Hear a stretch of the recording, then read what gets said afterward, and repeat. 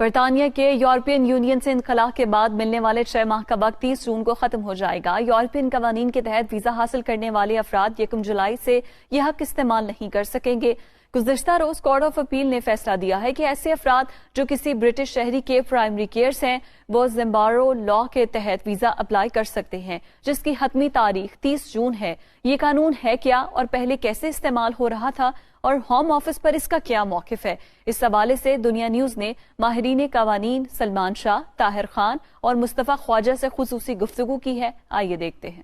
सबसे पहले तो मैं ये चीज बताना चाहूंगा कि जो 30 जून है वो बिल्कुल डेडलाइन है। इसके बाद कोई एप्लीकेशन नहीं ली जाएगी, लेकिन स्टिल अभी न्यूज है कि 28 डेज का नोटिस जरूर दिया जाएगा कि जो लोग एप्लीकेशन नहीं कर सके तो उनको नोटिस दिया जाएगा कि वो अपनी एप्लीकेशन कर लें, लेकिन उसके अंदर ये चीज बताएं कि एप्लीकेशन वो क्यों ऑन टाइम नहीं कर सके।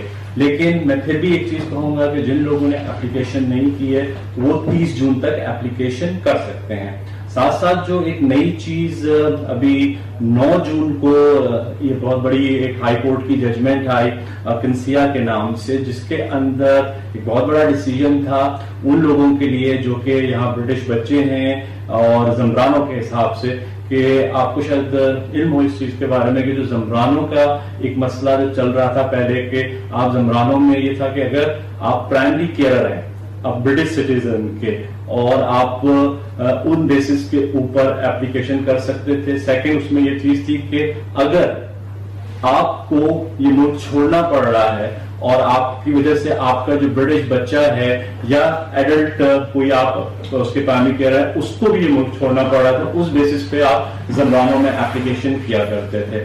तो ये एक बेसिक रूल था और होम ऑफिस की इसमें पॉलिसी बहुत डिफरेंट किस्म की रही थी कि आप डायरेक्ट जमरानों में एप्लीकेशन नहीं दे सकते थे। उसमें ये चीज था कि आप जो है एप्लीकेशन पहले जितने और अटेम्प्ट है वो करें, जब आपकी हर अपील हर चीज खत्म हो जाए तब आप जमरानों में अप्लाई कर सकते थे। उसमें भी बहुत सी कंडीशन थी और होम ऑफिस रिफ्यूज कर दिया करता था। लेकिन ये जो अभी जजमेंट कंसिया जो 9 जून को आई और उसमें ये बहुत चीज जजेस ने, हाई कोर्ट के जज ने ये चीज बात की कि नहीं, इसमें वो लोग जो ब्रिटिश बच्चे के प्राइमरी केयरर हैं, चाहे वो फैमिली हैं या सिंगल पेरेंट्स हैं, वो अप्लाई कर सकते हैं। और वो लोग जिनको इस मुल्क में बच्चों की बेसिस पे, ब्रिटिश बच्चों की बेसिस पे 10 साल के रूट के अंदर जो एप्लीकेशन दी हुई थी उसके अंदर वो अपने नॉर्मल रूट में आ सकते हैं under EU settlement scheme. Office ने काफी अरसे से इस पे स्टैंस लिया हुआ था कि आप इसको एज अ लास्ट रिजोर्ट इस्तेमाल करें, आखिरी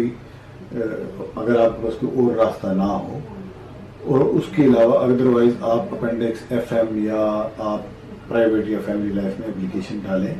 अगर कोई थर्ड वर्ल्ड कंट्रीज का मेंबर है, नॉन EA का नेशनल है, लेकिन उसकी रिलेशनशिप है एक ब्रिटिश सिटीजन के साथ। अब ब्रिटिश सिटीजन का जो हवाला है, कुछ लोग कहते हैं चिल्ड्रन चाइल्ड होना चाहिए या स्पाउस होना चाहिए या पेरेंट होना चाहिए या एडल्ट एल्डरली पेरेंट भी हो सकता है, ठीक है। इसके अंदर ये कैद नहीं है कि बच्चा हो, कुछ कंफ्यूजन ये भी है।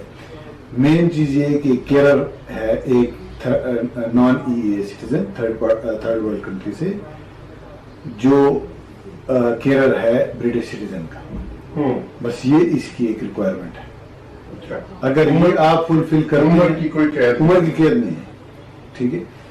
उसके ऊपर कोर्ट ने कहा कि ये फ्री स्टैंडिंग एक रेगुलेशन है, ये बाइंडिंग नहीं है कि अगर मेंबर स्टेट अगर आपको अपने डोमेस्टिक रूल में ला रहा है तो ये उसके ऊपर प्रेसिडेंट नहीं ले सकता, ये उसके ऊपर नहीं आ सकता। दोनों अपनी अपनी जगह पे अलहदा चलेंगे।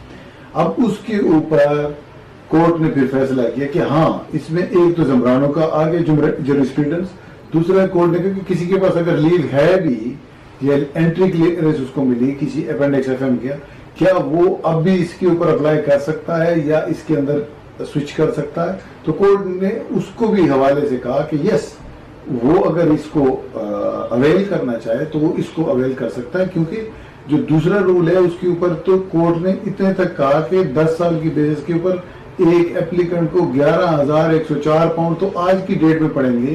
फिर उसका इंडेफिनेट के पैसे तो अभी लगाए भी नहीं था, और उसके अलावा को अगर सेक्रेटरी ऑफ स्टेट आगे फीसें बढ़ा दे, 4,000 कर दे, 3,000 कर दे, तो उसकी फिर अलहदा इम्प्लीकेशन है।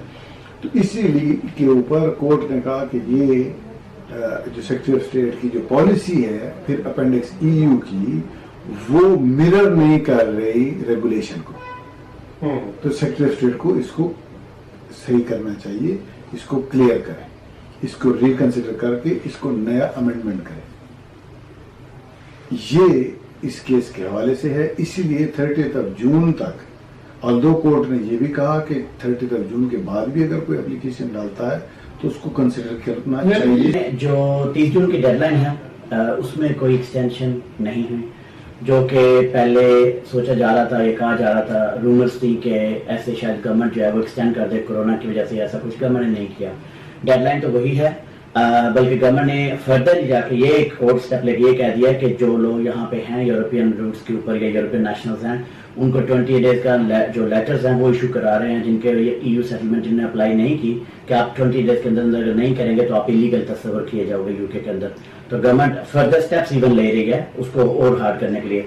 गवर्नमेंट ने पहले से ये कहा हुआ है कि जो लोग 30 जून को अप्लाई नहीं कर सकते किसी वजह से, अगर वो मिस कर गए डेडलाइन, तो उनको प्रूव करना पड़ेगा एप्लीकेशन करके कि एक्सेप्शनल सर्कमस्टेंसेस थे उनके, कि जिस वजह से वो एप्लीकेशन नहीं कर सके, जिसमें कोविड की भी लगा सकते हैं, कुछ लोग रेड लिस्ट कंट्रीज में हैं जैसे पाकिस्तान है, तो वो लोग जो हैं वो एप्लीकेशन कर सकेंगे, मगर वो एक्सेप्शनल सर्कमस्टेंसेस की एप्लीकेशन होगी और यूरोपियन रूट के ऊपर होगी, मगर EU सेटलमेंट जो है वो क्लोज हो रही है। देखिए जो जम्ब्रानो केस है वो तो काफी पुराना केस है, नया केस नहीं है। अब हुआ ये कि जम्ब्रानो के रूट के ऊपर जब आप एप्लीकेशन करते थे कि ब्रिटिश चाइल्ड के सोल पेरेंट या केयर के बन के ऊपर बेसिस के ऊपर कि आपका बच्चा UK में ब्रिटिश है और आप उसकी बेस के ऊपर अगर पेरेंट जो इलीगल थे या जिनके पास 2.5 साल का वीजा तो वो अप्लाई करते थे, तो होम ऑफिस उनको रिफ्यूज करता था, इस बात को रिफ्यूज करता था कि आप जो है अपेंडिक्स FM के अंदर जो है रूल 276 AD के अंदर जो एप्लीकेशन है वो आप करें। 9 जून 2021 को केस हुआ है हाई कोर्ट के अंदर, R वर्सेस एकिंसनिया। उस केस के अंदर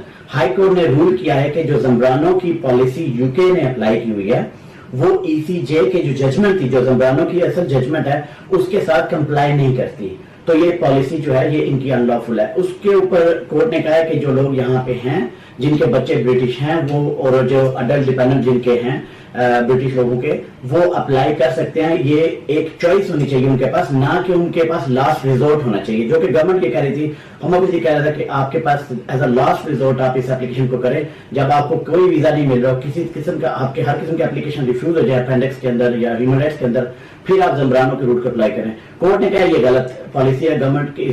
साजिद जो उस वक्त थे जो होम मिनिस्टर थे, तो कोर्ट ने कहा कि वो उनकी जो पॉलिसी थी वो गलत है, ये कंप्लाई नहीं करती, और उसकी बेस के ऊपर जो है वो आजकल अभी जो इस वक्त जो केसेस हैं वो काफी ज्यादा लोग जो है वो जा रहे हैं। तो उसकी वजह से ये कि अगर ये केसेस लग जाते हैं तो 5 ईयर्स का आपको वीजा मिलेगा, और 5 ईयर्स के वीजे की आपको एक्सटेंशन नहीं चाहिए होगी, बल्कि आप इंडेफिनिट लीव टू रिमेन लेंगे, और ये वीजा फ्री ऑफ चार्ज है।